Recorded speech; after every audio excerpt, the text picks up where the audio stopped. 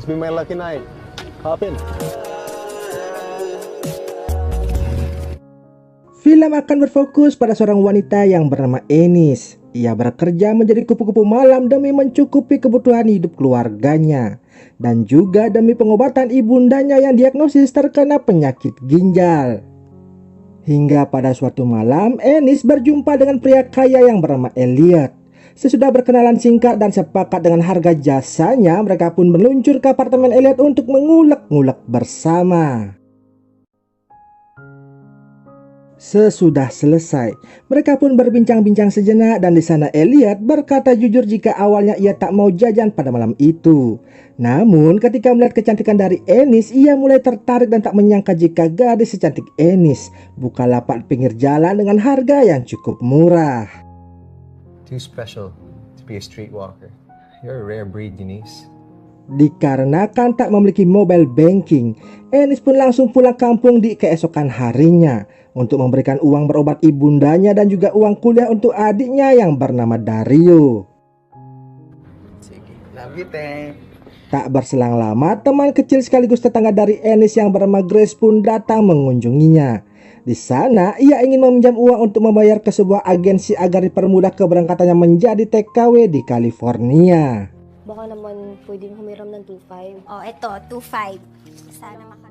Baru saja hendak beristirahat, Ennis mendapat telepon dari kekasihnya yang bernama Roy dan mengatakan jika ia telah diterima bekerja paruh waktu di sebuah agensi tempat penyaluran tenaga kerja di mana Grace melamar menjadi seorang TKW. Sehingga Roy pun berpesan kepada Ennis agar tak usah lagi mengirimkannya uang kuliah maupun uang keperluan hidupnya. Itu dikarenakan Roy tak ingin lagi membebani Ennis terlalu lama.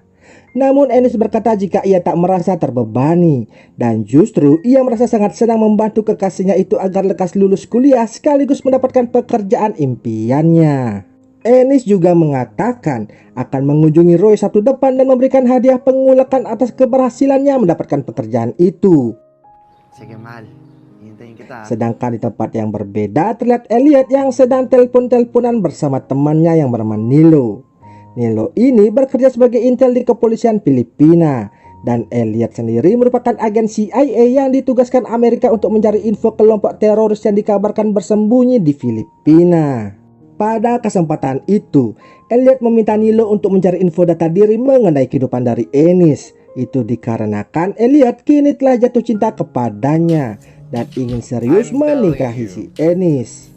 This girl's different. Singkat cerita, bertemulah Roy dan Ennis untuk cangkul-mencangkul. Sesudah selesai, mereka pun mengobrol satu sama lainnya. Dan di sana Ennis curhat kepada Roy jika ia merasa ada yang mengikutinya secara diam-diam. Roy lalu menenangkan Ennis dan mengatakan jika ia akan menjaga kekasihnya itu dan tak akan membiarkan orang lain menyakitinya. Sepulang dari menemui Roy, Ennis kemudian bertemu kembali dengan Elliot dan langsung mengajaknya ke apartemen. Di sana Elliot tanpa berbasa-basi lantas menyatakan perasaannya kepada Ennis dan mengajaknya untuk menikah. Mendengar hal itu, Ennis lalu menolaknya secara halus. Itu dikarenakan ia merupakan satu-satunya tulang punggung keluarga dan bukanlah wanita baik-baik. Namun Elliot yang sudah terlanjur sayang kepada Ennis tak peduli dengan masa lalunya. Dan bahkan Elliot di sana berjanji akan memberikan kehidupan yang layak untuk Ennis dan keluarganya. Beberapa hari kemudian Ennis pun lalu memberitahu kabar baik itu kepada ibundanya, di mana Elliot juga berjanji akan membiayai operasi ginjal untuk ibundanya tersebut. Sehingga di keesokan harinya Elliot menyuruh sopirnya menjemput dan mengantar calon mertuanya itu untuk bertemu dokter spesialis ginjal kenalannya untuk diperiksa. Sepulang dari pemeriksaan itu, di sana Elliot mengatakan jika ia besok akan pergi ke luar negeri selama beberapa bulan mendatang untuk sebuah pekerjaan. Namun sebelum berangkat, Elliot berjanji akan mentransfer sejumlah uang untuk keperluan hidup Ennis dan juga pengobatan ibundanya. Transfer some money to your bank account tomorrow. Thank you, sweetheart. Setelah Elliot berangkat ke luar negeri dan selama proses pengobatan ibundanya, Ennis pun lantas mengajak adik dan ibunya untuk tinggal sementara di apartemennya si Elliot. Namun, di saat ibunya telah mendapatkan pendonor ginjal, namun Elliot tak kunjung mengirimkan uang sehingga operasi tersebut pun batal dilakukan. Deposit ng 500,000. Nasaan na ba yung boyfriend mo kano? Ennis pun berusaha menghubungi Elliot namun tak kunjung ada kabar darinya. Dan ponsel Elliot sudah lama tak aktif belakangan ini. Lalu pada esok harinya, Ennis akhirnya mengetahui siapa orang yang sering mengikutinya.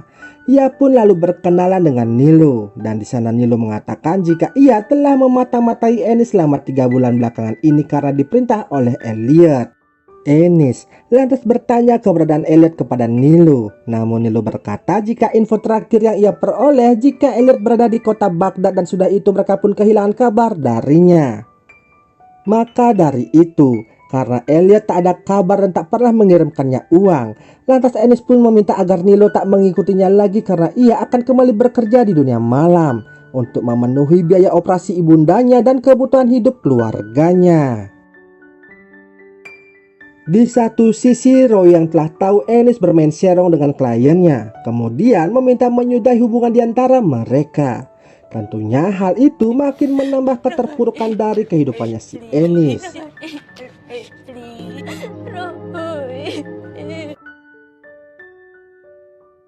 Lalu di saat Ennis bekerja, ia bertemu dengan seorang pria yang bernama Habibi dan mengaku sebagai pangeran tampan dari Persia. Di sana Habibi sangat senang dengan jasa yang diberikan oleh Ennis, sehingga Habibi berjanji akan memberikan apa saja yang dibutuhkan oleh Ennis dan keluarganya. Singkat cerita, kehidupan Ennis dan keluarganya pun berangsur-angsur membaik, hingga pada suatu hari Grace mengunjungi Ennis di apartemennya. Dan di saat mereka sedang makan-makan bersama, tiba-tiba saja Grace mual-mual dan muntah di wastafel. Di sana Grace beralasan jika itu dikarenakan perutnya kaget akibat pertama kali ia memakan spaghetti. Beberapa bulan pun telah berlalu. Ennis yang rindu dengan Roy lantas mengunjunginya ke kosannya. Namun di sana ibu kos mengatakan jika Roy sudah lama ia usir akibat ketahuan menghamili teman wanitanya yang bernama Grace. Ibu kos pun memberitahu jika mereka sekarang tinggal bersama di desa nelayan. Dan di saat itu juga, Ennis langsung berangkat ke sana untuk melabrak Roy dan juga Grace temannya tersebut. Pareho kayo, walang hiya! Sesudah puas mencurahkan emosinya, Ennis pun langsung pulang ke kampung halamannya. Namun setiba di sana, ia mendapati ibundanya telah tiada.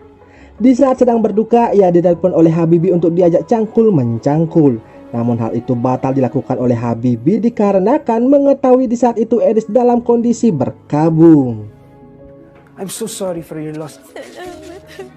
Beberapa bulan setelah ibundanya dimakamkan, Elliot tiba-tiba menghubungi Ennis dari desa nelayan yang di mana desa itu baru saja terkena ledakan bom yang diduga dilakukan oleh teroris, dan Roy serta Grace turut menjadi korban dari musibah tersebut.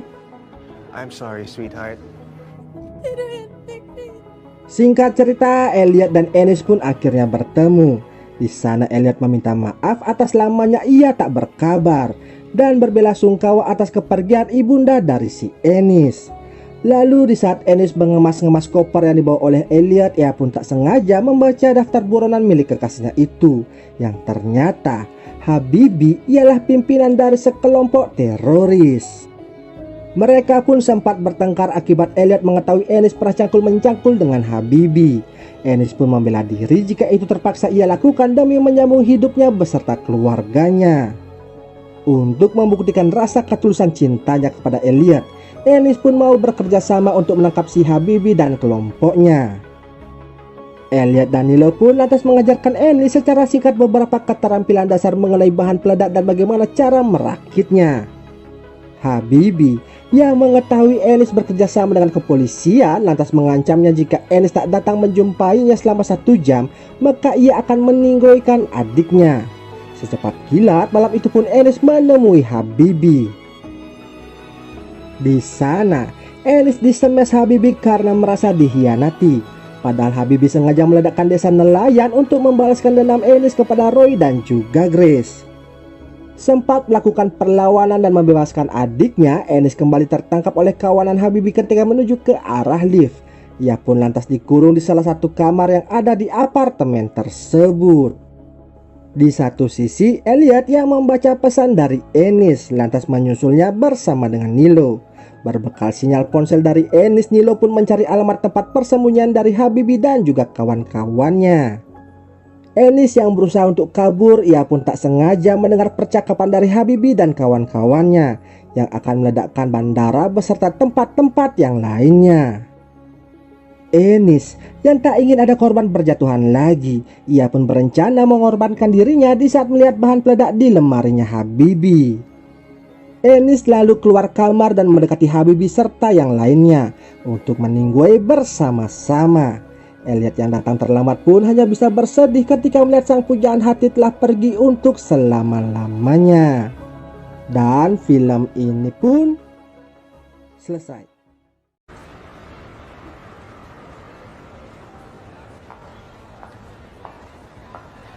May sundo ako eh.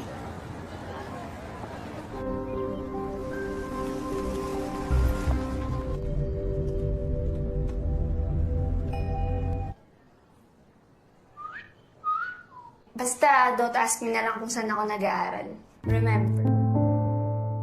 Film akan berfokus pada seorang wanita yang bernama Jaira. Ia adalah mahasiswi yang memiliki pekerjaan sampingan sebagai kupu-kupu malam. Saat Jaira sedang bekerja, ia memberitahu peraturan apa-apa saja yang boleh dilakukan oleh tamunya pada malam itu. Tanpa mengeluh sedikit pun, tamunya yang bernama Ronan ini lantas menyetujui semua persyaratan yang diberikan oleh Jaira. At wala akong problema. Bukannya langsung mengulek-ngulek, Ronan malah curhat jika ia baru saja ditinggal pergi oleh pacarnya akibat kecelakaan. Karena wajah Jaira yang mirip dengan si almarhum saat membuka aplikasi ijo-ijo tersebut, maka dari itu ia memesan jasa layanan dari Jaira. Untuk mengenang almarhum kekasihnya, Ronan meminta Jaira untuk menggunakan pakaian sekolah saat mengulek-ngulek bersama, dengan maksud dapat bernostalgia seperti dahulu. Okay, sure. Dan setelah Jaira memakai pakaian sekolah itu, mereka pun akhirnya mengulek-ngulek bersama. Sesudah pertandingan yang berakhir 1-0 untuk kemenangan Jaira, Ronan pun bercerita jika ia sangat beruntung menjadi anggota VIP di aplikasi itu secara instan berkat bantuan dari sepupunya. Dikarenakan hanya tamu yang memiliki akses VIP atau super VIP saja yang bisa bertemu dengan Jaira dalam aplikasi tersebut. Swerte ako. Kehidupan Jaira di siang harinya begitu terbalik. Nampak ia sangat fokus belajar di salah satu universitas khusus wanita jurusan psikologi dan jarang bergaul dengan teman-teman kampusnya. Ha? Wala. Wala naman ako ikikwet. Sige, I'll go ahead. Bye.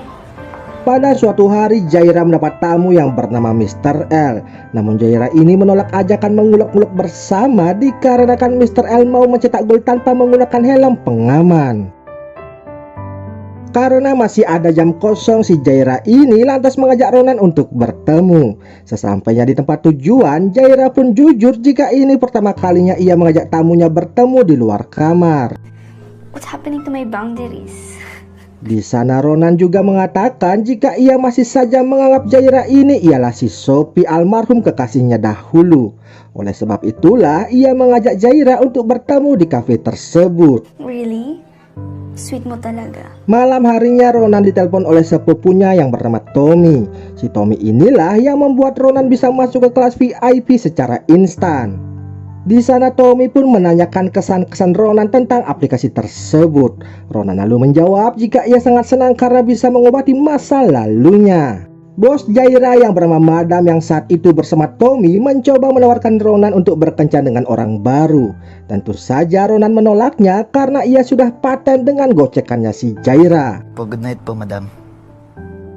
Hari demi hari hubungan Ronan dengan Jaira semakin dekat. Nampak mereka saling bertukar pesan, berlanjut telepon-teleponan hingga mengunjungi tempat tinggalnya si Ronan. Lalu ketika di rumah Ronan, Jaira menawarkan diri untuk menjadi Sophie agar mengobati kesedihannya si Ronan. Karena menurut ilmu psikologi yang dipelajari di kampus, bermain peran bisa mengobati luka hati dari seseorang. Oleh sebab itu, Jaira siap membantu Ronan dengan berperan menjadi Sophie. Psychology? Pada suatu hari, bos Jaira menghubunginya dan menanyakan kepada Jaira kenapa hanya mau menemui Ronan saja. Bahkan ia mendapat aduan dari Mr. L jika pertemuannya dibatal secara sepihak. Jaira langsung membela diri dengan mengatakan saat ia bertemu dengan Ronan, tamunya itu selalu meminta perpanjangan waktu sehingga ia tidak dapat menerima tamu lainnya. Sedangkan untuk kasus Mr. L, ia tidak mau meladeninya karena tamu itu tak mau menggunakan helm pengaman saat mengulek-ngulek bersama. Ia yang biasa protektif dan tertutup masalah urusan pribadi terhadap tamu-tamunya, kini mengizinkan Ronan lebih mendalam memasuki kehidupannya. Itu dikarenakan hubungan Jaira yang semakin dekat dengan Ronan yang tanpa ragu lagi, Jaira lantas mengajak Ronan untuk datang ke kosannya. Di sana, Jaira dibuat terkejut ketika Ronan menyatakan cintanya. Ia juga belakangan ini sudah move on dan tak menganggap Jaira ini sebagai si Sophie. I love you, Jaira. Jaira ternyata juga memiliki perasaan terhadap Ronan dan dalam percakapan itu, Ronan berjanji akan full menggunakan jasa Jaira hingga kontrak Jaira dengan si Madam ini berakhir. Lalu ketika sedang tidur, Jaira ditelepon oleh si Madam kembali. Di sana Madam mengatakan jika besok Jaira harus meladeni tamu super VIP. Namun Jaira di sana berdalih dan mengatakan telah ada janji dengan si Ronan. Mendengar hal itu membuat Madam menjadi emosi. Ia meminta Jaira untuk memangkas waktu pertemuannya dengan si Ronan dan mengutamakan tamu super VIP-nya. Lantas saat bertemu dengan Ronan, Jaira benar-benar mempersingkat waktu pertemuan mereka dengan alasan kurang enak badan. Tentu saja itu ia lakukan agar bisa memenuhi perintah dari madamnya. Lalu saat Ronan mengantar Jaira pulang, di saat itu juga Jaira langsung dijemput oleh mobil lainnya. Ronan yang tahu lantas menemui Jaira sepulang bertugas. Ia tampak kecewa dengan Jaira karena telah berbohong dan pergi dengan orang lain. Di sana Jaira langsung klarifikasi meluruskan apa yang sebenarnya terjadi. Jaira mengaku jika ia dipaksa oleh bosnya agar bertemu dengan tamu yang super penting. Dengan sedikit lapang dada, Ronan lantas memaklumi apa yang dilakukan oleh Jaira. Pinapatawad na kita. Kawawa ka naman. Lanjut cerita, tanpa disadari oleh Jaira, ia sedang dimata-matai oleh dua orang teman kampusnya karena mereka penasaran dengan kegiatan Jaira sepulang kuliah. Ternyata salah seorang teman kampus Jaira itu ialah anak dari Mr. L, tamu Jaira tempo hari. Ano pangalan ng classmate niyo ulit? Jaira. Mr. L lalu menelpon Jaira pada malam harinya dan mengatakan jika ia akan menyebarkan foto-foto Jaira yang ia dapati di aplikasi tersebut untuk ia kirim ke keluarga Jaira yang berada di kampung. Mendengar hal itu membuat Jaira menyetujui ajakan Mr. L untuk mengulek-ngulek bersama dengannya. Namun saat beraksi, perlakuan Mr. L terhadap Jaira begitu kasar sehingga membuat Jaira tak kuat berjalan dan dibantu ketika mengantarnya pulang. Apesnya, di sana Ronan melihat Jaira yang dituntut oleh Mr. L ke dalam kosannya. Ronan pun menjadi galau yang membuat ibundanya meminta Tommy untuk menghiburnya. Singkat cerita, Jaira pun akhirnya curhat kepada Madam tentang Mr. L yang selalu saja memaksanya untuk mengulek-ngulek bersama. Tentu saja Madam akan membantu permasalahan dari anak buahnya tersebut. Di sana Madam mengatakan akan menjadwalkan pertemuan mereka bertiga agar masalah ini lekas selesai. Madam, di ko na alam gagawin ko. Di hari berikutnya, tiba-tiba Tommy dan Ronan kembali mendapati berita tentang meninggoinya seseorang di televisi. Tampak wajah Jaira yang terpampang dalam CCTV itu. Jaira yang menjadi tersangka lalu pergi ke sebuah tempat terpencil. Di sana ia menelpon Ronan agar mau menemuinya di tempat tersebut. Sesampainya Ronan di sana, Jaira berkata jika ia telah ditipu oleh si Madam. Karena setelah melakukan pertemuan dengan Mr. L, ia malah ditinggal berduaan dalam kondisi Mr. L yang sudah meninggoy. Namun nyatanya Madam sendiri juga telah meninggoy di tempat yang berbeda. Dengan tingkah yang aneh dan kasar, Ronan mengajak Jaira pergi dari tempat itu. Dan ternyata pelaku tersebut tak lain tak bukan ialah Ronan itu sendiri. Si Conan. Yung kakambal niya sa loob. Di sana baru terungkap jika Ronan memiliki kepribadian ganda. di mana pribadi satunya yang bernama Conan ini ialah yang membuat anak buah Madam dan lainnya meninggoy, serta ia jugalah yang ternyata mendorong Sophie hingga terjatuh dan innalillahi. Itu ialah cara Ronan menunjukkan cinta kepada kekasihnya, serta cara Ronan memperlakukan orang jika tak menuruti kemauannya. Lalu Ronan alias Conan ini pun akhirnya meninggoy akibat didor oleh suaminya si Madam. Dan tak lama kemudian polisi pun datang untuk mengamankan keduanya. Dan film ini pun selesai.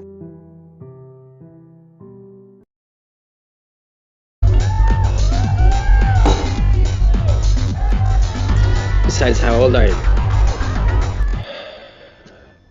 You didn't tell me you're, casual hookups. I should go. Sam, you sure you're okay with this? Hindi ako gagawa ng excuse for my behavior.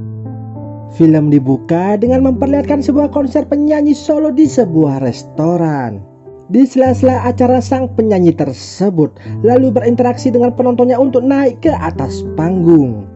Di antara banyaknya orang di sana, nampak seorang pria mengangkat tangannya. Di momen tersebut, ia bermaksud melamar pacarnya untuk diajak menikah. Sang pria bernama Anton dan yang wanita bernama Raffi. Meski baru menjalin hubungan selama 2,5 bulan, Anton sudah yakin untuk mengajak Raffi ke jenjang pernikahan. Sorak-sorak penonton pun kian bergemuruh menunggu jawaban dari Raffi di tempat tersebut.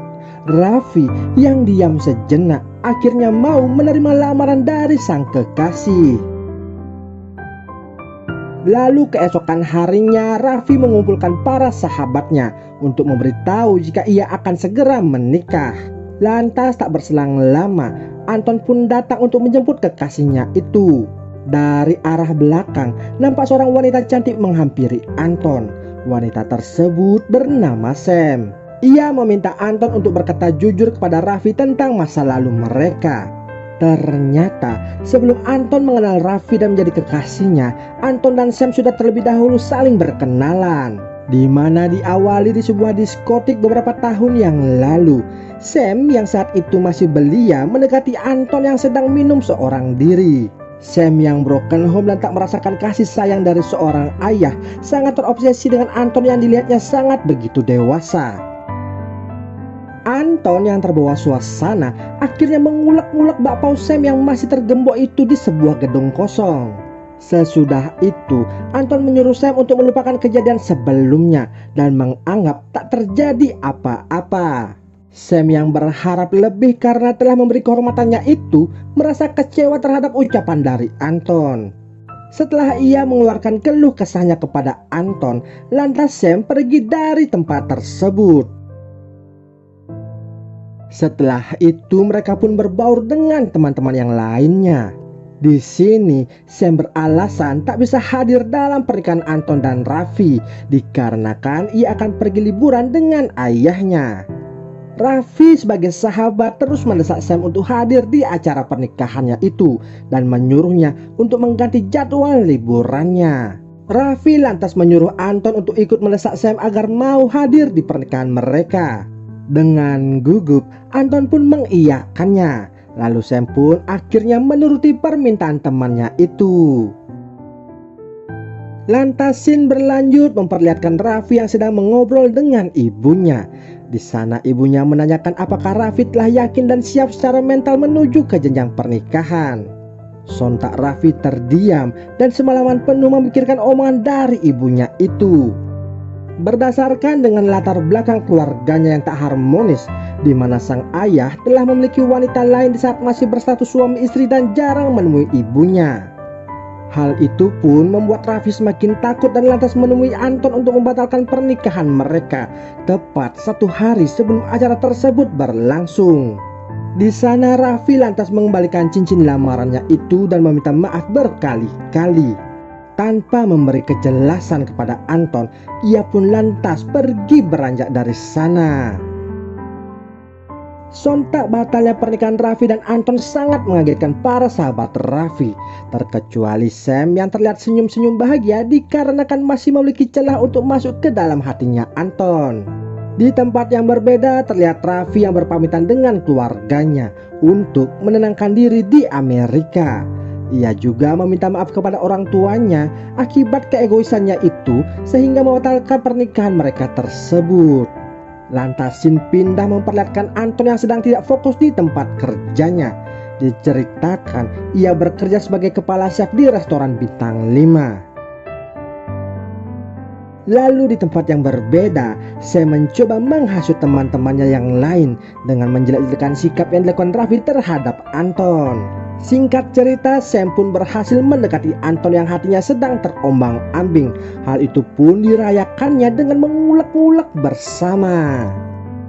Beberapa hari menenangkan diri di luar negeri, secara tiba-tiba Raffi telah kembali pulang ke rumahnya. Bergegaslah ia langsung mencari Anton ke tempat kerjanya. Secara kebetulan Sam melintas dan tahu jika kini Raffi telah kembali.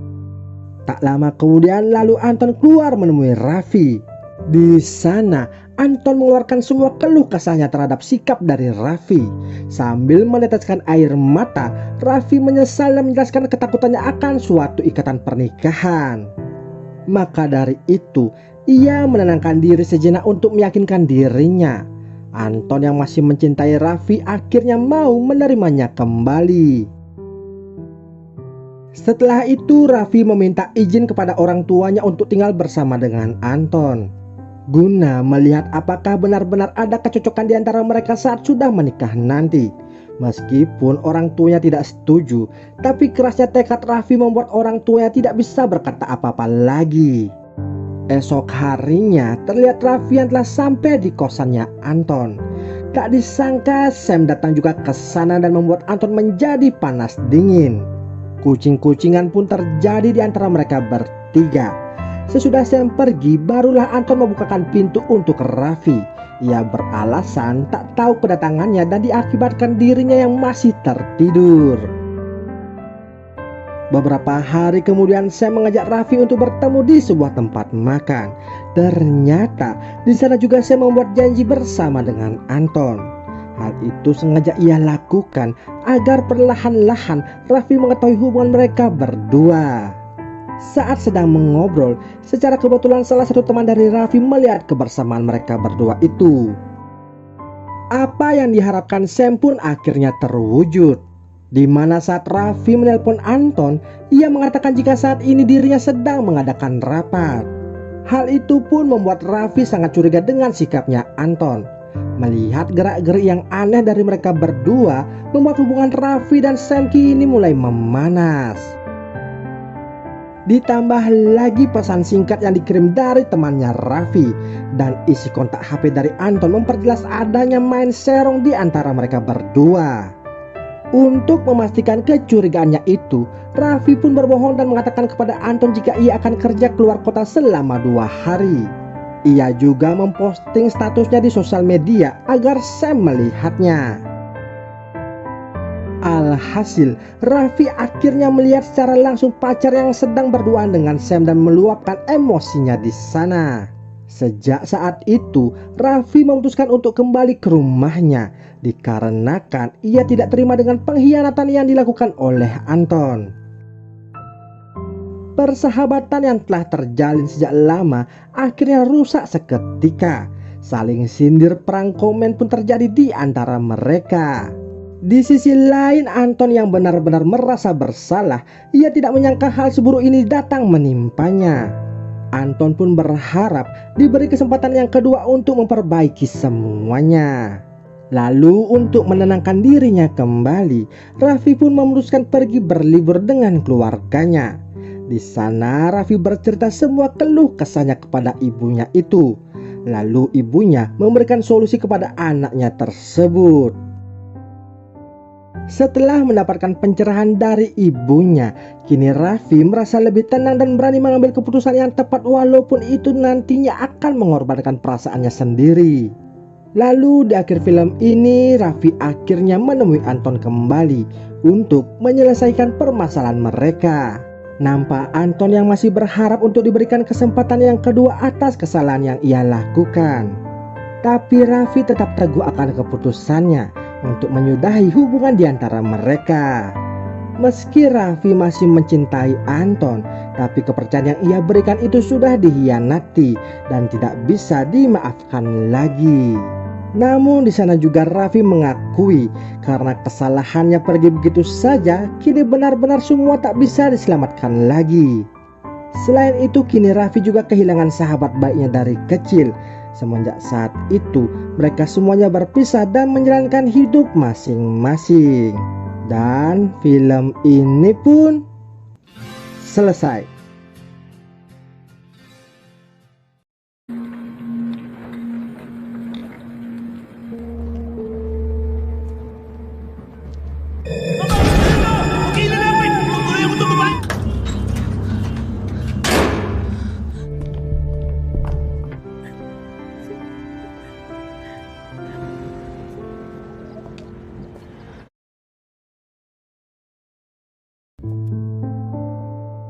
Film dibuka dengan memperlihatkan seorang wanita yang bernama Bella. Ia merupakan penulis naskah yang cukup handal dan juga idealis.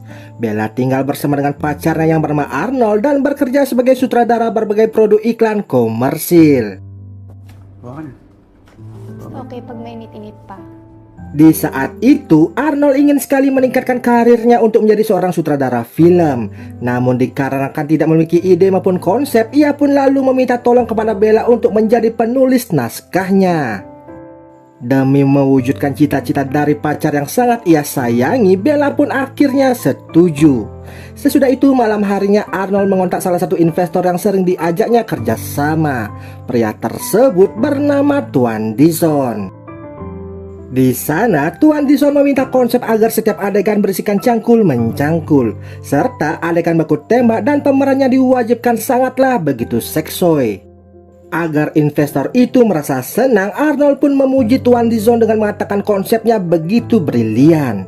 Mendengar hal tersebut, Tuan Dison menjadi semakin besar kepala dengan mengatakan jika istrinya juga setuju jika ia pantas menjadi seorang penulis.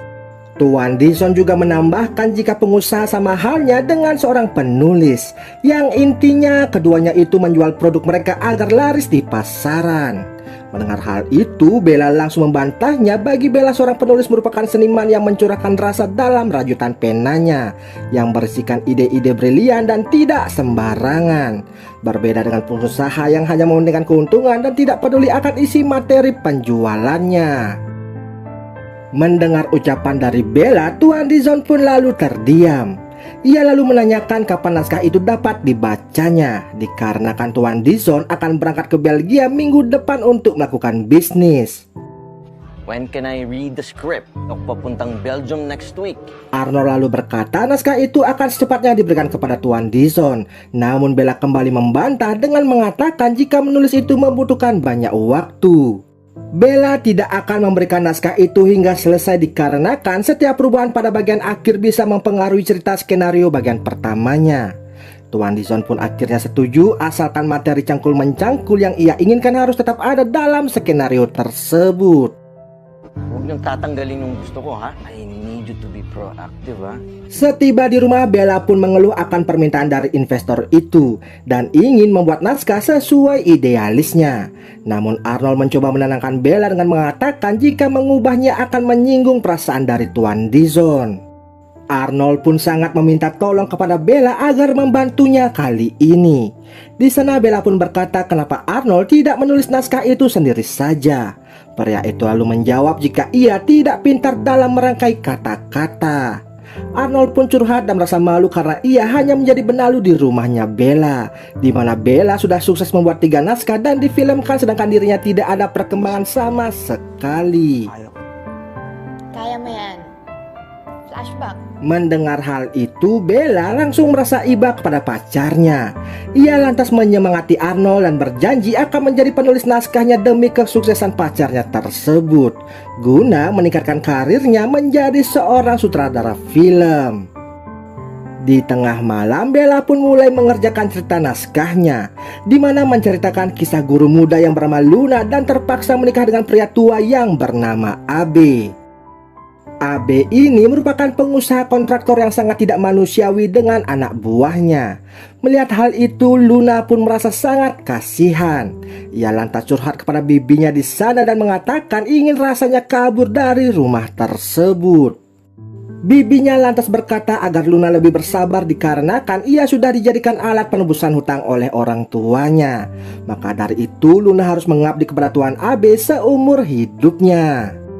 Magtiis-tiis ka na lang muna. Hingga pada suatu hari di saat Luna pulang bekerja, terjadi baku tembak antara dua penjahat dengan pihak kepolisian. Tepat di depan sekolah Luna mengajar. Salah satu penjahat di sana telah meninggal dan yang satunya lalu menyandera Luna agar terbebas dari pengejaran pihak kepolisian. Dengan mencuri mobil taksi yang terparkir di dekat mereka, Luna pun dibawa ke rumah kosong yang sedang direnovasi.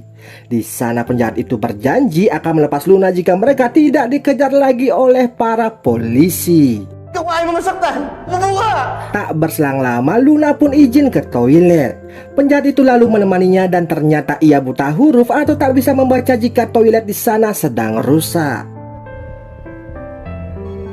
Ano ba hinihintay mo? Di mo ba nababasa? Setelah mengecek ke dalam dan ternyata toilet itu benar-benar rusak, penjahat itu pun lalu menyuruh Luna untuk membuang air dengan menggunakan sebuah kendi. Saka, umihi ka na! Bilisan mo na! Sesudah selesai, penjahat itu lalu meminta maaf karena telah menodong Luna sebelumnya dan berkata jika ia bukanlah seorang penjahat. Uang yang mereka curi sebenarnya ialah gaji yang tak pernah dibayar selama ini oleh majikan mereka dan majikannya tersebut memecat mereka tanpa alasan. Sesudah itu Luna pun mengatakan jika ia menyadari pria itu tak bisa membaca di saat ke toilet sebelumnya. Berbekal pendidikan dasar yang kurang, Luna pun menanyakan rencana pria itu ke depannya. Pria yang bernama Diego itu lalu bercerita jika temannya yang bernama Paman Roger lah yang tahu harus kemana dan harus diapakan uang tersebut. Namun karena sudah tiada, Diego pun kini merasa kebingungan. Ia pun bercerita jika Paman Roger sudah seperti ayahnya sendiri. Ia dari kecil sudah yatim piatu dan Paman Roger lah yang memungutnya dari jalanan. Kung saan lang din ako nakitira. Pinulit lang niya ako sa lansangan. Diego juga bercerita jika ia sekolah hanya hingga kelas 2 SD dikarenakan keterbatasan biaya. Menjelang remaja, ia pun dinikahkan dengan putri dari Paman Roger namun sudah meninggal pasca melahirkan buah hati mereka. Luna yang penasaran lalu kembali bertanya bagaimana Diego bisa bekerja dengan keterbatasan yang ada.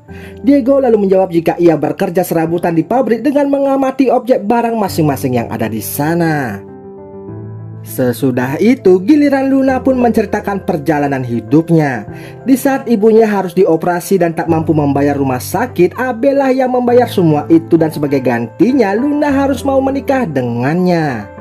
Lalu ketika mereka akan kerja kelompok, ketika naskah itu dihentikan oleh Arnold dan meminta Bella untuk merevisinya agar diganti dengan adegan pemerkosaan agar lebih greget dikarenakan itu salah satu saran dari Tuan Dizon.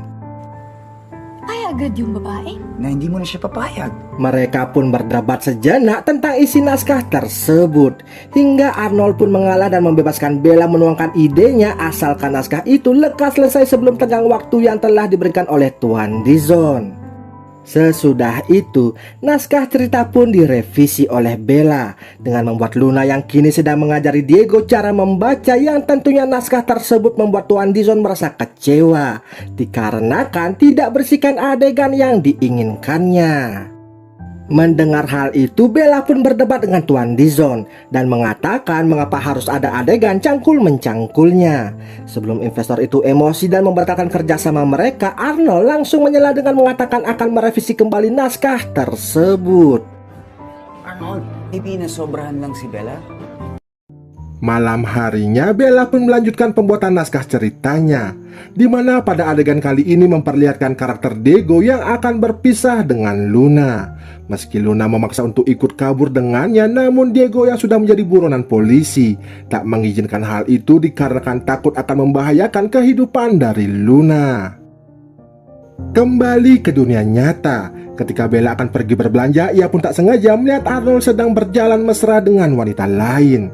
Setiba di rumah, Bella pun menanyakan tentang wanita yang ia lihat sebelumnya. Arnold pun jujur jika wanita yang ia ajak itu ialah adik dari Tuan Dizon dan sudah pernah sekali kerja kelompok dengan dirinya. Nyetang skipmu! Umalis ka na! Mendengar hal tersebut tentunya membuat Bella merasa sangat kecewa dan menyuruh Arnold untuk keluar dari rumahnya serta menyelesaikan naskah tulisnya sendiri. Ketika sendirian dan ragu untuk meneruskan penulisan naskahnya itu, Bella pun menghayal jika ia didatangi oleh Luna. Di sana Luna mencoba memberi semangat dan menyuruh Bella untuk mengikuti kata hatinya saja. Akhirnya, Bella pun meyakinkan tekadnya untuk menuntaskan naskah tersebut, di mana capture kali ini memperlihatkan Luna yang menjalani hari-harinya dengan penuh kehampaan pasca berpisah dengan Diego. Hingga pada suatu hari Luna pun mendapatkan telepon dari Diego untuk diajaknya bertemu. Namun percakapan mereka tanpa sengaja didengar oleh Abe yang membuatnya merasa emosi. Lalu di malam harinya Luna pun menuju ke tempat mereka janjian bertemu. Sesudah melepas rindu adu mekanik di sana, Diego lantas memberikan Luna sejumlah uang untuk menebus semua hutang-hutangnya dari Abe, sehingga Bella bisa terbebas dan tak terikat lagi dengan orang yang tak dicintainya tersebut. Sesudah mereka berpisah dan keluar dari penginapan, Diego langsung didor-dor oleh pihak kepolisian hingga membuatnya meninggoy. Ternyata semua itu ulah dari Abe yang memberitahu polisi tempat Diego bersembunyi. Pasca kepergian dari Diego, Luna pun memantapkan diri untuk pergi meninggalkan Abe dengan membayar seluruh utang-utang keluarganya. Dan naskah ini pun akhirnya selesai digarap oleh Bella. Namun bukannya dipublis, naskah itu justru dibakarnya. Serasa ia membuang semua kesedihan serta kenangan masa lalunya ketika masih bersama dengan Arnold demi membuka lembaran hidup yang baru. Beberapa hari kemudian, Bella lantas menemui Arnold untuk mengajaknya bertemu. Sesudah berbaikan di sana, Bella pun lalu mengajak Arnold untuk menjalin pertemanan. Terlihat raut wajah penyesalan dari Arnold yang masih ada rasa cinta kepada Bella, namun keputusan Bella sudah bulat, yang membuat pria itu pun setuju jika mereka kini sebatas berteman saja. Dan film ini pun selesai.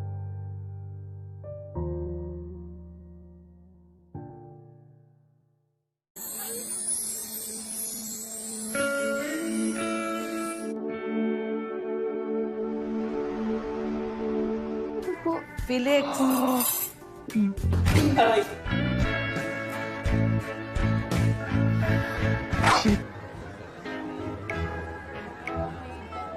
Oh.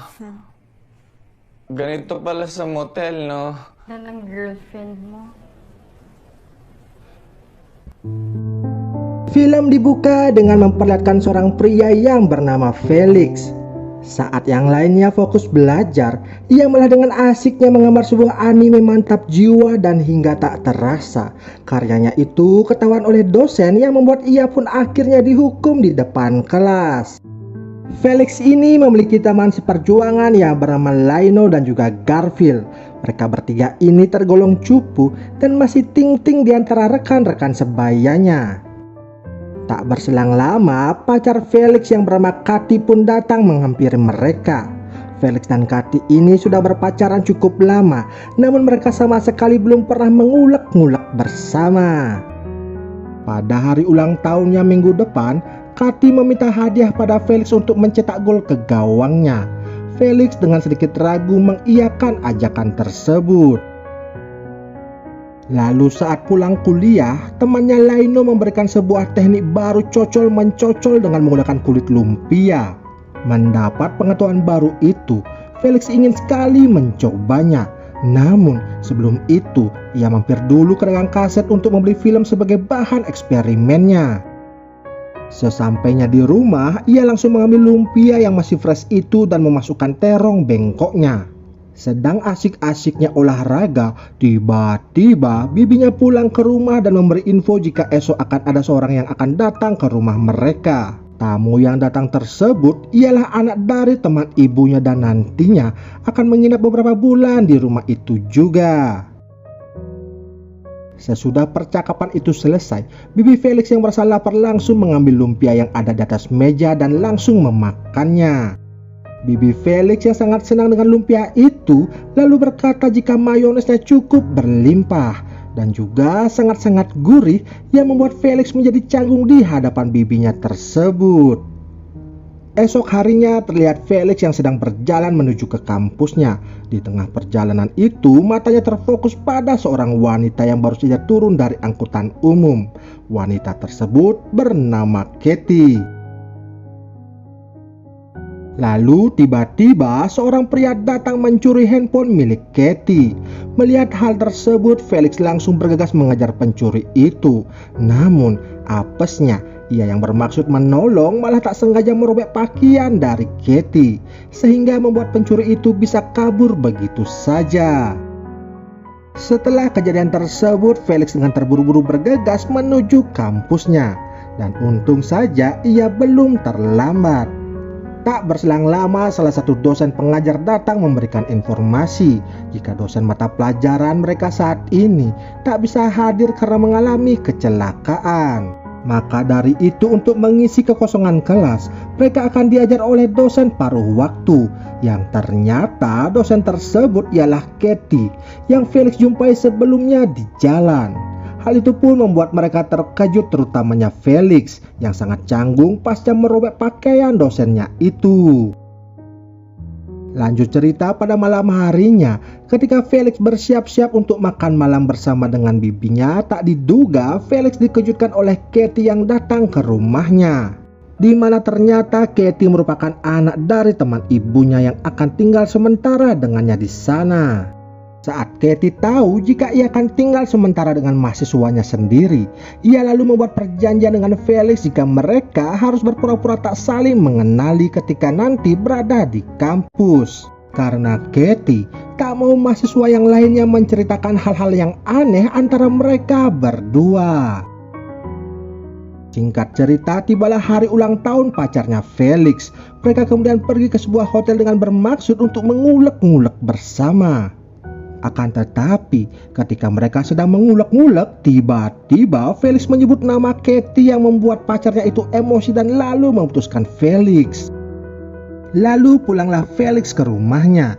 Di sana terlihat Katie meminta tolong untuk menemaninya pergi ke suatu tempat. Ternyata Katie sedang memata-matai dan menangkap basah pacarnya yang sedang main serong dengan wanita lain. Hal itu pun membuat Katie menangis dan merasa sangat-sangat bersedih. Akibat dari peristiwa tersebut, Katie yang masih terbawa emosi lantas melampiaskan kepada mahasiswanya saat sedang mengajar. Felix yang melihat Katie dalam keadaan stres lalu mencoba menghiburnya dengan mengatakan agar Katie jujur dengan perasaannya kepada sang Arjunanya yang main serong di belakangnya. Katie kemudian menelpon pacarnya tersebut dan langsung mengeluarkan unek-uneknya, serta tak lupa juga saat itu ia langsung memutuskan hubungan dengan pacarnya tersebut. Sesudah lega melampiaskan emosi dan juga memutuskan pacarnya itu, Katie seketika kembali ceria dan bersemangat membuka lembaran baru dengan menjalani hari-harinya penuh sukacita. Lalu ketika Katie dan Felix sedang makan bersama, tiba-tiba teman Felix datang ke sana dan menangkap basah mereka berdua yang sedang suap-suapan. Mau harus mau, Felix lalu menjelaskan kepada teman-temannya itu keadaan yang sebenarnya. Dan agar Garfield serta Lino mau tutup mulut, Katie lalu mengajak mereka pergi bersenang-senang ke sebuah bar pada malam itu juga. Nah, mulai dari sinilah hubungan Felix dan Katie semakin dekat dan bermekaran, yang membuat Felix semakin baper serta sangat-sangat bahagia. Hingga di suatu hari ketika Felix baru saja tiba di kampus, ia melihat Katie yang diusir dari tempat itu. Lalu ketika Felix simpang ke pasar, pedagang langganannya itu lantas memanggilnya dengan memberi info jika ada video terbaru yang baru saja keluar. Ketika Felix melihat video yang baru itu, ia dikagetkan dengan wajah Katie yang terpampang di video tersebut. Ternyata video 3GP ini sengaja disebarluaskan oleh mantan kekasih Katie yang tak terima diputuskan secara sepihak.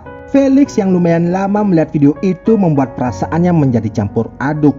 Emosinya kian memuncak hingga secara refleks membanting VCD milik pedagang langganannya tersebut.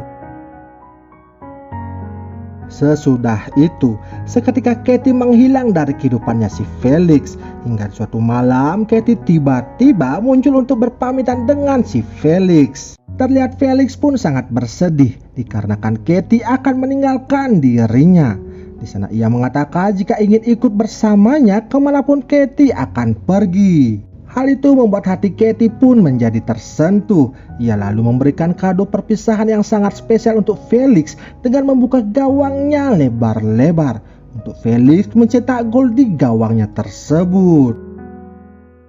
Beberapa tahun pun berlalu, Felix kini telah bekerja sebagai seorang kreator komik dan telah memiliki pasangan serta kehidupan yang baru. Namun meskipun telah berpisah selama beberapa tahun, Felix masih saja terus mencari keberadaan dari Katie, wanita yang pertama kali mendapatkan segel rudal nuklirnya tersebut. Lalu di akhir film ini terlihat Felix yang kembali datang ke kampusnya. Ia lalu pergi ke atap gedung di mana tempat ia dan juga Katie dulu sering menghabiskan waktu bersama-sama. Tak berselang lama tiba-tiba Katie muncul dari arah belakang Felix dan berjalan menghampirinya secara perlahan-lahan. Terlihat Felix sangat bahagia di sana ketika melihat kedatangan Katie yang selama ini ia nanti-nantikan.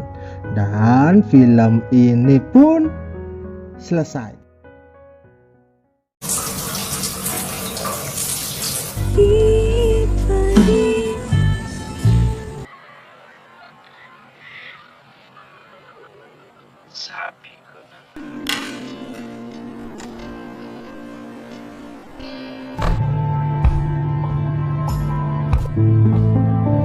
Film dibuka dengan memperlihatkan seorang gadis bernama Eva yang kini mengadu nasib di perantauan.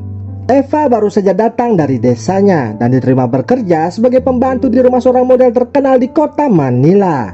Saat membersihkan halaman depan rumah, Eva yang masih polos sangat terkejut melihat rekan-rekan sesama pembantu banyak yang dimarahi saat bekerja. Salah satunya adalah si Lauro yang bekerja tepat di depan rumah majikannya itu. Lauro yang senyum-senyum dengan Eva langsung diomeli oleh bosnya tersebut dikarenakan kerja tidak becus dan doyan lirik-lirik pembantu di rumah tetangga. Lalu di tempat yang berbeda, kita diperlihatkan dengan seorang wanita bernama Victoria yang sedang melakukan sesi pemotretan dengan rekan-rekannya yang bernama Caroline dan juga Andrew. Saat sedang cekrek-cekrek foto di sana, Victoria yang tak kuat digesek-gesek oleh Andrew langsung meminta izin untuk ke toilet sebentar. Tak diduga, Andrew juga mengikutinya dari belakang dan langsung mengulek-ngulek hutan mangrove-nya dengan kecepatan penuh. Tak disangka, tak dinyana, salah satu staf tukang foto datang ke toilet untuk menyuruh Victoria lekas-lekas kembali ke tempat pemotretannya. Dikarenakan cuaca yang sudah mulai mendung dan takutnya tidak mendapatkan pencahayaan yang bagus saat pemotretan nantinya. Sehingga mau harus mau, acara penggarapan sawah Andrew pun akhirnya tertunda. Singkat cerita, pada malam harinya, Victoria yang baru saja pulang bekerja lantas mengajak Andrew untuk mampir ke rumahnya dahulu. Saat Eva menawari makan malam kepada majikannya itu, mereka tergesa-gesa langsung ke lantai 2 dan mengatakan masih kenyang dan belum begitu lapar. Eva yang penasaran dengan suara kelontang-kelonteng dari atas, diam-diam langsung mengikutinya dari belakang dan menguping kegiatan mereka. Ternyata bosnya itu sedang melanjutkan sesi cangkul-mencangkul yang tertunda saat sesi pemotretan sebelumnya. Lalu pada keesokan harinya, Andrew yang sudah terbangun dari tidurnya lantas berpamitan dengan si Eva. Di sana Eva menawarkan sarapan untuk Andrew tapi ia menolaknya dikarenakan Andrew masih merasa kenyang. Eva lalu mengantar kepergian Andrew hingga ke depan rumah. Di sana Andrew bertanya mengapa di usia muda ia tidak melanjutkan sekolahnya saja. Eva lalu bercerita jika ia dari keluarga tidak mampu dan terpaksa putus sekolah demi membayar hutang-hutang orang tuanya dan membantu biaya pendidikan dari adik-adiknya. Andrew yang merasa kasihan lalu menyemangati Eva dan sesudah itu ia pamit untuk pergi pulang ke rumahnya. Sesudah itu, Eva kembali ke dalam rumah dikarenakan Victoria memanggilnya. Di sana, Eva terkejut dikarenakan melihat majikannya itu tanpa memakai selai benang pun sehingga membuat ia merasa sangat malu. Dikarenakan ini pertama kalinya ia melihat bola-bola squishy yang gundal gandul milik orang lain. Hal itu pun membuat Eva penasaran dan langsung mengintip Victoria kembali saat membersihkan diri. Malam harinya, Lauro yang melihat barang baru di sana lantas segera merapat menemui Eva untuk berkenalan. Eva kemudian menyambut baik niatan dari Lauro tanpa ada rasa curiga sedikit pun. Mereka lantas bergosip di sana dan Lauro bercerita jika suara klontang-klonteng Victoria kemarin malam sampai terdengar ke kamarnya hingga membuatnya senam 5 jari. Belum selesai bercerita, si Lauro ini dipanggil lagi oleh majikannya itu sehingga gibah mereka pun akhirnya terhenti. Keesokan harinya, Victoria berkata ingin pergi keluar sebentar dan menyuruh Eva untuk membersihkan kamarnya yang masih berantakan. Lalu, sesaat majikannya telah pergi, Eva yang melihat penjual sayur keliling di dekat sana lantas membeli sayur terong dan kebutuhan dapur lainnya sembari berkenalan singkat dengan pembantu-pembantu yang juga sedang berbelanja di sana. Sesaat kembali bekerja, Eva tanpa sengaja menemukan bungkusan sarung rudal bersihkan jelly drink yang berserakan di kamar majikannya itu. Lantas ketika sedang bersih-bersih, Eva yang penasaran diam-diam mengambil satu bungkus sarung itu dan langsung bergegas pergi. Hingga pada malam harinya, tiba-tiba Eva terbangun karena ada orang yang memanggilnya. Ternyata yang memanggilnya ialah si Lauro yang kembali datang ke sana, dikarenakan saat itu majikannya sedang tidak ada di rumah.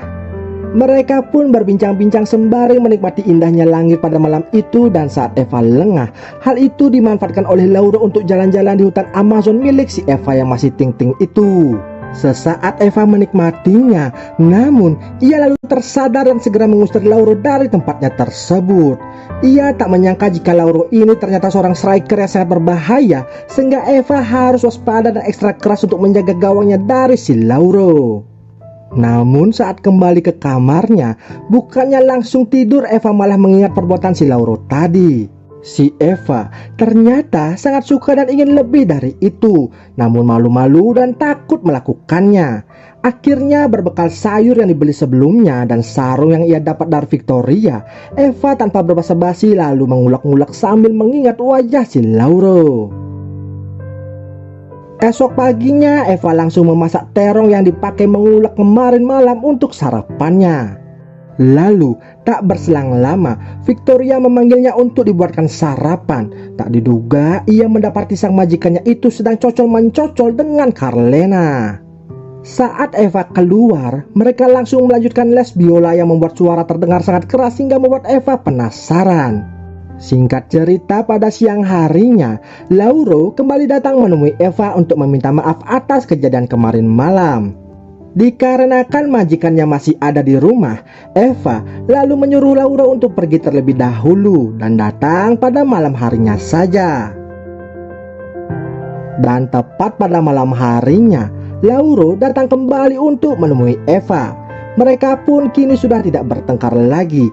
Justru si Eva ini semakin nyaman dengan perlakuan dari si Lauro. Esok paginya saat sedang sarapan, terlihat Victoria yang semakin sering melirik-lirik si Eva. Sesudah itu ia mengatakan akan keluar jalan-jalan dan berpesan tidak akan pulang pada malam itu, sehingga tidak perlu dibuatkan makan malam dan tak usah menunggunya pulang ke rumah. Kesempatan itu digunakan oleh Lauro untuk kembali datang ke sana. Karena merasa nyaman dan kondisi yang memungkinkan, akhirnya Lauro berhasil mencetak gol ke gawangnya si Eva. Namun setelah pertandingan itu selesai, Eva merasa sangat menyesal. Ia takut ke depannya nanti mendapat masalah akibat hal tersebut. Keesokan paginya saat bersih-bersih di kamar majikannya itu, Eva mencoba tidur di kasurnya Victoria dan membayangkan sedang les biola di sana. Lalu saat bersih-bersih di toilet majikannya itu, tak berselang lama Victoria kembali pulang ke rumahnya dan tak menyangka ia melihat Eva di sana. Bukannya emosi, ia lantas memberikan Eva sebuah pakaian sehingga membuat Eva semakin lebih menantang. Melihat hal itu, tak diduga Victoria langsung memperkaos meskipun hanya terjadi benturan-benturan bola bekel di sana. Namun cukup membuat Victoria merasa sangat senang. Sesudah di-unboxing oleh majikannya tersebut, Eva langsung menyuruh Laura untuk datang pada malam itu juga agar mencangkul lahan basahnya. Di sana terlihat Eva yang sangat berbeda dan terlihat lebih galak dan bersemangat. Malamnya pun akhirnya tiba. Lauro tanpa berbasa-basi langsung saja meluncur ke kamarnya si Eva dan tanpa rasa takut meski saat itu Victoria masih ada di rumah tersebut. Di sana Eva mengatakan jika ia sangat mencintai Lauro. Selain itu ia juga meminta pada Lauro agar memakai hati saat mencangkul, bukan mau enaknya saja.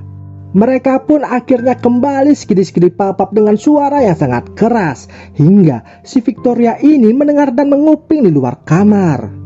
Anehnya bukannya marah, ia justru tak mau mengganggu ritual keramat dari pembantunya tersebut.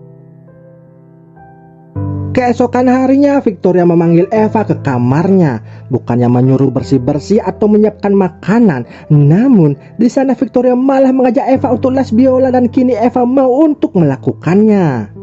Sesudah itu malam harinya again and again Lauro kembali datang ke tempatnya si Eva untuk main sepak bola.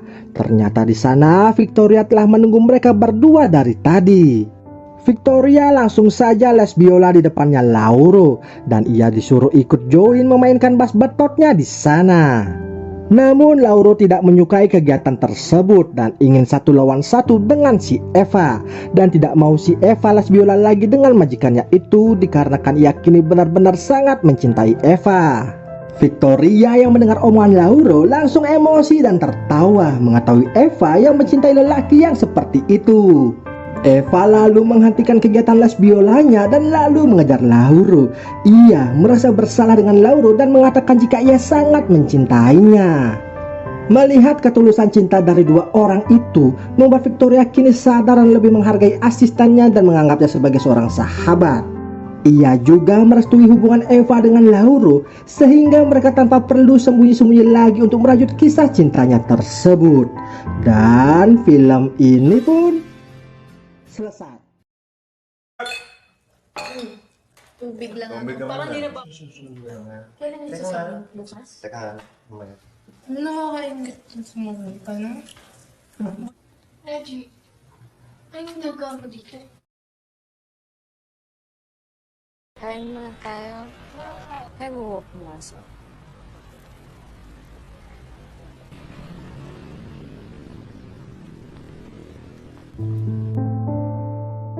Film dibuka dengan memperlihatkan seorang pria yang bernama Bogi dan ia saat ini bekerja sebagai security di sebuah pabrik di kota Manila. Saat sedang bertugas, Bogi ditelepon oleh pacarnya yang bernama Monica. Di sana, pacarnya mengatakan jika hari itu ia sedang tidak enak badan sehingga tak bisa menemani Bogi video callan saat bekerja dan ingin beristirahat di kosannya. Sesudah pergantian shift jaga dengan rekan kerjanya, Bogi yang perhatian ini berencana menjenguk Monica di kosannya.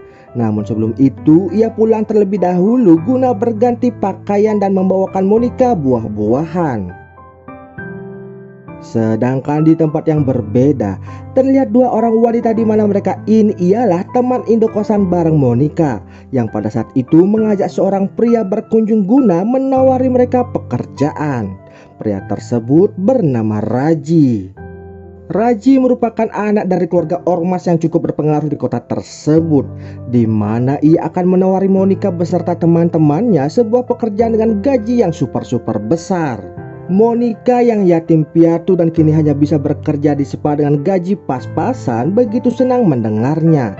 Ia berharap dengan gaji barunya itu ia bisa mencukupi biaya hidup adik-adiknya yang saat ini dititipkan di bibinya. Mereka pun merayakannya dengan minum-minum bersama. Dan di saat bersamaan Monica mendapat telepon dari atasannya yang emosi karena hari itu ia tidak masuk bekerja serta tak memberi kabar sebelumnya. Raji yang melihat peluang emas tersebut lalu ingin mencetak gol pada saat itu juga. Awalnya Monica menolak, namun demi mendapatkan pekerjaan baru itu ia pun akhirnya membiarkan Raji mencetak gol di gawangnya tersebut. Di saat pertandingan itu sedang berlangsung, Bogi yang baru saja tiba di sana tanpa sengaja menonton dari arah jendela yang membuat Bogi meneteskan air mata bercampur rasa sakit hati. Ia yang sudah emosi dan hilang akal sehatnya lalu melukai Raji dengan memukulnya hingga tak sadarkan diri. Melihat Raji yang terkapar, Bogi pun langsung kabur melarikan diri dan bergegas pulang pergi ke rumahnya. Di sana ia pun curhat kepada ibunya tentang kejadian tersebut. Ibundanya yang takut jika anaknya nanti terkena masalah yang besar dan masuk ke penjara. Ia pun lalu bergegas mengajak Bogi untuk datang menemui pamannya guna meminta pertolongan, di mana pamannya sendiri merupakan seorang bos mafia yang kebetulan juga memiliki jabatan di kepolisian. Ketika pamannya yang bernama Marlon ini tahu inti permasalahan dari Bogi, ia pun bergegas langsung mengajak keponakannya itu pergi untuk tinggal sementara waktu di rumah anak buahnya yang bernama TJ. Setelah menceritakan semuanya kepada TJ dan mengizinkan Bogi tinggal di sana, Marlon pun bergegas mencari informasi melalui anak buahnya mengenai siapa saja korban, para saksi serta pembuat laporan akibat ulah dari keponakannya di kantor polisi tersebut. Marlon pun lalu menyuruh TJ untuk memeriksa keadaan Raji di rumah sakit, dan terlihat Raji masih sekarat di sana serta belum menyadarkan diri. Ayahnya Raji sangat emosi sekali. Meskipun telah membuat laporan ke pihak kepolisian, ia yang tak sabar lalu menyuruh seluruh anak buahnya untuk mencari tahu siapa pelakunya yang berani melukai Raji, anak kesayangannya. Sesudah mendapatkan laporan, pihak kepolisian langsung bergerak dengan memulai melakukan penyelidikan dengan memanggil dan menginterogasi para saksi saat terjadi pemukulan tersebut. Kebetulan kedua teman Monica saat itu telah tertidur karena kebanyakan minum, sehingga mereka pun tak begitu tahu tentang peristiwa itu. Harus mau, Monica akhirnya jujur dan mengatakan jika pelaku yang melukai Raji ialah Bogi, kekasihnya sendiri. Ayah Raji yang tahu jika Bogi lah yang membuat anak tercintanya sekarat, ia pun langsung memutuskan kakak Raji serta anak buahnya agar bergegas memburu Bogi dengan terlebih dahulu mendatangi kosannya Monica untuk mencari tahu di mana alamat tinggal Bogi Alcantara. Setelah tiba di tempat tinggal Bogi, kakak Raji itu pun berpura-pura berbelanja di sana agar ia bisa berkomunikasi dengan ibundanya Bogi. Dan di sanalah kakak Raji pun mengancam serta titip salam agar Bogi mau bertanggung jawab atas apa yang ia perbuat. Di satu sisi Monica yang gelisah karena terseret ke dalam masalah besar ini dan merasa hidupnya terancam. Ia pun meluapkan kekesalannya kepada kedua orang temannya karena mereka berdualah biang dari awal permasalahan tersebut, karena membawa Raji datang ke kosan mereka. Mengetahui pelaporan dari keluarga Raji sudah berlangsung ke tahap penyidikan, Marlon pun menganjurkan agar Bogi datang menemui Monica untuk membujuknya dan mencabut semua pernyataan yang telah ia katakan kepada pihak kepolisian. Dengan begitu, tanpa kuatnya barang bukti serta saksi, kemungkinan Bogi di penjara pun sangat kecil dan ia akan bebas dari segala tuntutan. Namun sayangnya Monica menolak permintaan dari Bogi yang membuat mereka menjadi bertengkar hebat di sana. Marlon yang tahu akan hal itu terpaksa menyuruh TJ datang ke kosannya Monica dan menghabisi serta melenyapkannya agar tak menjadi saksi kunci di persidangan nanti. Bogi yang mendapat kabar dari pamannya mengenai niat TJ yang akan datang ke kosan Monica, ia pun lantas bergegas berlari kembali untuk menyelamatkan wanita yang ia sayangi tersebut.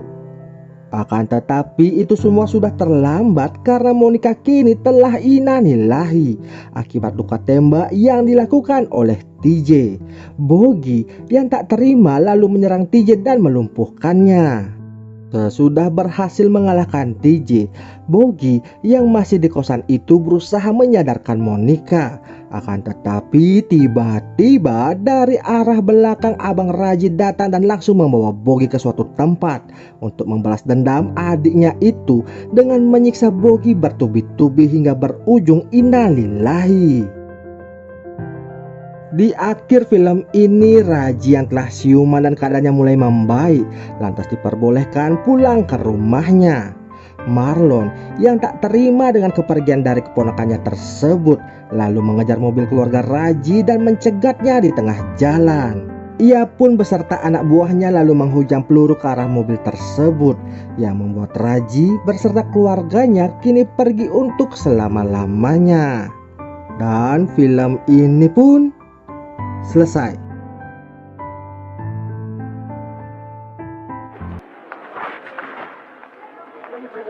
Nika Ramos, tinatanggap mo maging asawa si Bob.